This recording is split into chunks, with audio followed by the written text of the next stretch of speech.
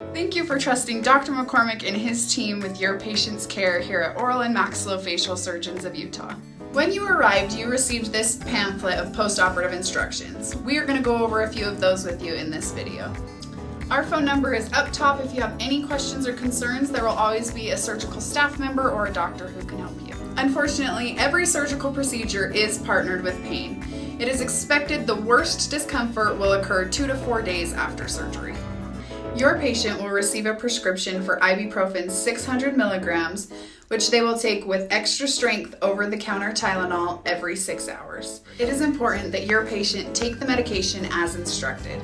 Dr. McCormick may prescribe pain medication that is a little bit stronger, and we will go over that with you today. Your patient will also experience some swelling and bruising after surgery.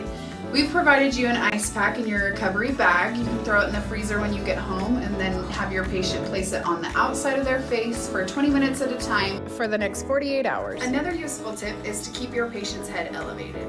Either prop them up on an extra pillow or have them sleep in a recliner. After surgery, bleeding is normal and can continue to ooze till tomorrow morning. Your patient will leave our office with gauze in their mouth that should be changed out every 45 minutes to an hour. When your patient changes their gauze, they will fold it in thirds and then roll it up. At that point, they can place it inside of their cheek towards the surgical site and bite down to apply gentle pressure. For your patient's comfort, they will want to eat cooler, soft foods for the first 24 hours.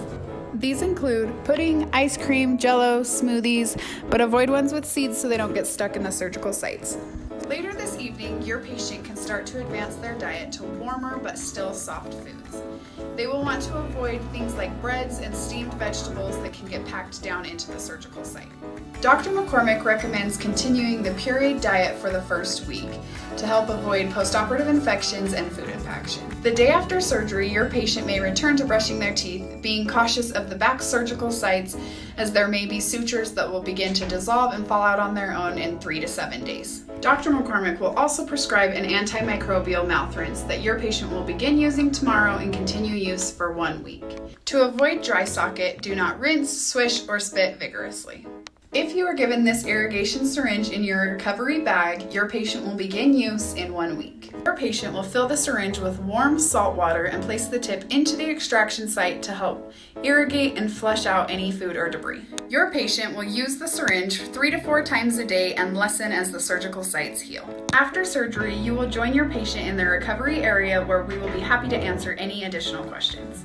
We do not allow any pictures or videos to protect the safety of our staff, patients, and HIPAA privacy.